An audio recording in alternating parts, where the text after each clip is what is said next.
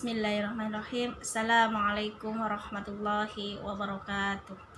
Innal hamdalillah nahmaduhu wa nasta'inuhu wa nastaghfiruh wa na'udzu billahi min syururi anfusina wa min sayyiati a'malina may yahdihillahu fala mudhillalah wa may yudlil fala hadiyalah.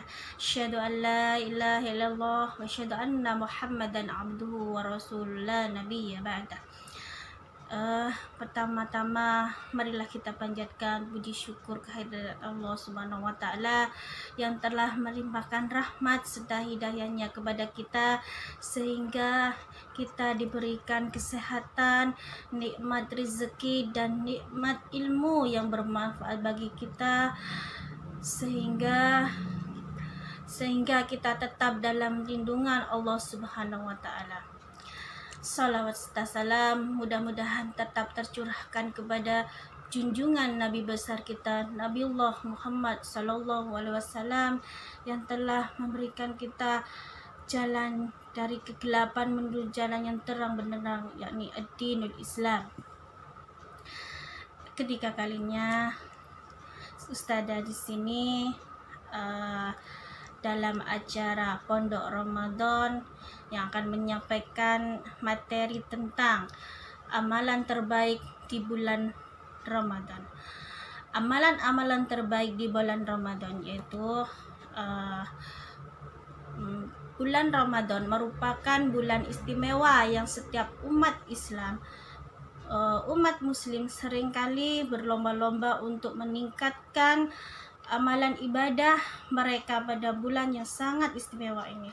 Oleh karena itu anak-anak, bagi umat muslim atau kita sebagai umat muslim jangan sampai melewatkan momen yang di bulan ini, bulan yang mulia ini, bulan yang penuh dengan ampunan, bulan yang penuh berkah dan kesempatan terbaik untuk bertobat. Amalan terbaik di bulan Ramadan yang pertama adalah yaitu tadarus dan menghatamkan Al-Quran. Umat Islam dianjurkan benar-benar berinteraksi dengan Al-Quran untuk meraih sebuah keberkahan hidup dan meniti jenjang menuju umat yang terbaik dengan petunjuk Al-Quran. Berinteraksi di sini dalam arti hidup dalam naungan Al-Quran, yaitu dengan cara yang pertama dengan cara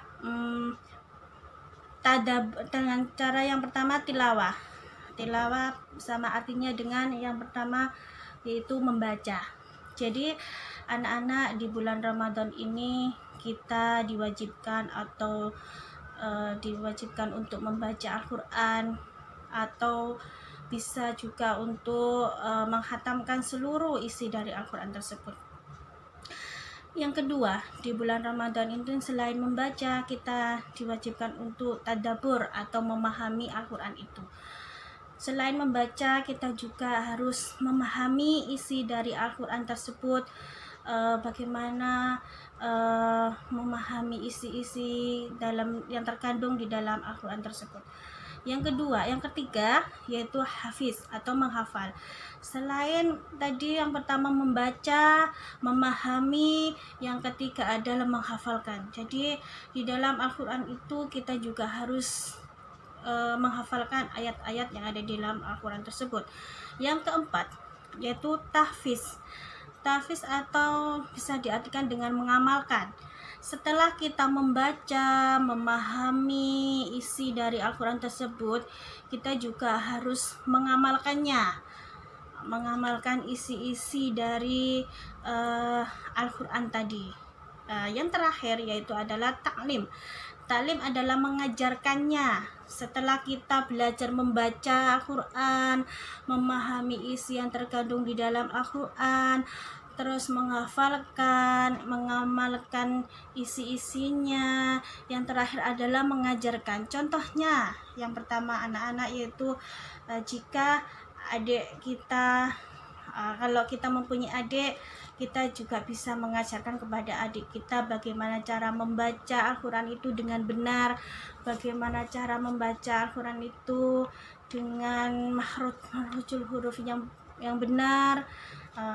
Selain adik kita juga bisa mengajari teman kita yang belum bisa membaca Al-Quran atau belum bisa memahami bagaimana cara membaca Al-Quran tersebut. Di bulan Ramadan ini anak-anak, ketika kita membaca ayat-ayat Al-Quran, kita akan diberi pahala 10 kali lipat dibanding bulan-bulan sebelum Ramadan. Ketika seseorang itu di bulan Ramadan membaca Al-Quran meskipun dengan terbata-bata, dia juga mendapatkan pahala juga, yaitu 2 pahala biasanya. Yang kedua, amalan terbaik yang kedua yaitu memperbanyak sedekah. Jadi umat Islam anak-anak dianjurkan untuk banyak bersedekah di bulan Ramadan dengan mencontoh Nabi Muhammad SAW, baik untuk kepentingan fisabilillah, kepentingan kaum duafa, ataupun kepentingan fakir miskin. Dan salah satu bentuk sedekah yang dianjurkan selama bulan Ramadan adalah yaitu anak-anak memberikan iftar. Apa yang dinamakan iftar itu anak-anak? Iftar itu adalah santapan berbuka puasa kepada orang-orang yang menunaikan ibadah puasa. Contohnya, kita bisa memberikan makanan kepada orang-orang yang ada di jalan raya, bisa diberikan kepada orang di masjid ketika orang-orang mau berbuka puasa di masjid, ketika orang-orang dalam perjalanan pulang dan dia berdiam di masjid. Amalan terbaik yang ketiga yaitu melaksanakan sholat tarawih. Sholat sunnah yang satu ini merupakan ibadah yang sangat khas yang hanya ada pada di bulan Ramadan. Ibadah ini juga tidak kalah pentingnya karena ibadah sholat tarawih ini mempunyai pahala yang berlipat-lipat juga. Bukan cuma itu, salah satu keutamaan dari sholat malam di bulan Ramadan yakni adalah kita mendapatkan ampunan dosa-dosa kita yang telah kita kerjakan di masa lalu.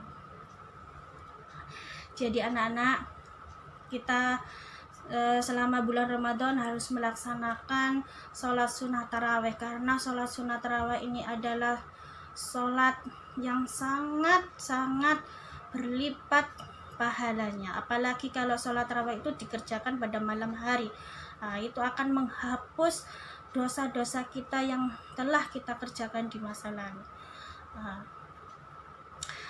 Untuk amalan yang terbaik yang keempat yaitu mendekatkan diri atau iktikaf. Selama bulan Ramadan ini orang-orang umat Islam berlomba-lomba untuk melaksanakan iktikaf yang biasanya dilaksanakan di masjid. Biasanya orang-orang umat Islam itu melaksanakan iktikaf di masjid itu selama biasanya dilakukan di malam hari. Tetapi anak-anak, karena kita sekarang dalam kondisi pandemi seperti ini, jadi masjid-masjid banyak yang ditutup. Kita tidak boleh melaksanakan sholat berjamaah di masjid, dan kita tidak boleh melaksanakan sholat fardu di masjid. Maka dari itu terpaksa kita harus melaksanakan sholat atau iktikaf di rumah saja. Dengan kita melaksanakan di rumah, kita juga mendapatkan pahala yang insya Allah sama di mata Allah Subhanahu wa Ta'ala. Yang kelima, amalan terbaik yang kelima adalah melaksanakan sholat 5 waktu. Jika anak-anak, jika kalian melaksanakan sholat 5 waktu tepat waktu dan sholatnya tidak putus-putus, maka kita akan mendapatkan pahala 2 kali lipat atau berlipat-lipat ganda. Tapi 1 rakaat sholat di bulan Ramadan ini juga pahalanya lebih berkah dibandingkan 1000 rakaat di bulan lainnya atau selain bulan Ramadan, anak-anak. Jadi anak-anak, sholat 5 waktu ini ketika kita kerjakan, maksud saya kita kerjakan penuh, tidak bolong-bolong, maka kita akan mendapatkan pahala 2 kali lipat. Bahkan 1 rakaat saja kita laksanakan di bulan Ramadan atau kita kerjakan pada waktu bulan Ramadan, kita akan mendapatkan berkah dibandingkan 1000 rakaat di bulan selain bulan Ramadan. Yang keenam, amalan terbaik yang keenam adalah berdakwah. Nah, sebagai umat Islam kita harus berdakwah kepada orang lain atau berdakwah kepada orang lain, menyampaikan ajaran agama Islam kepada orang lain dengan benar menurut ajaran Rasulullah SAW, menyampaikan yang tidak, maksud saya anak-anak, sesuatu yang tidak boleh kita kerjakan dan yang apa boleh kita kerjakan. Nah, kita harus berdakwah kepada orang tua walaupun kita berdakwah hanya 1 ayat. Nah, perlu kita kerjakan ya anak-anak. Yang selanjutnya, amalan terbaik selanjutnya yang ke-8 adalah yaitu kita melaksanakan berzikir. Nah, zikir ini bisa kita lakukan ketika pagi hari sampai menjelang puasa. Nah, sampai menjelang berbuka puasa maksud saya, ya, mohon maaf. Nah, hari yang paling mulia atau waktu-waktu yang mulia untuk kita melaksanakan berzikir setiap hari adalah ketika pagi hari, siang hari sampai menjelang berbuka puasa. Bahkan berzikir itu penting ketika kita melaksanakan di malam hari atau sepertiga malam. Nah, itu adalah pahalanya sangat besar dan sangat berlipat-lipat ganda. Nah, anak-anak, yang selanjutnya, yang nomor 9 adalah yaitu kita melaksanakan zakat fitrah. Nah, zakat fitrah ini adalah sebuah ibadah atau sebuah ibadah yang harus kita lakukan pada waktu bulan Ramadan. Nah, zakat ini kita lakukan untuk menyempurnakan ibadah kita di bulan Ramadan. Nah, zakat ini wajib kita laksanakan anak-anak nggih. Nah, jadi zakat ini nanti kita berikan kepada orang-orang fakir atau orang-orang yang tidak mampu ya. Jadi zakat ini sangat penting dan wajib kita bayar. Selanjutnya, yang ke-10 adalah umroh, melaksanakan umroh.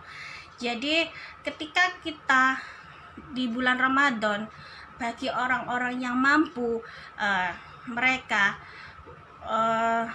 tidak wajib ya, tapi kalau ketika kita mampu dalam hal materi, kita bisa melaksanakan umroh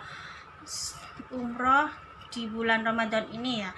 Nah, pahalanya ketika kita melaksanakan umroh sama seperti kita melaksanakan haji.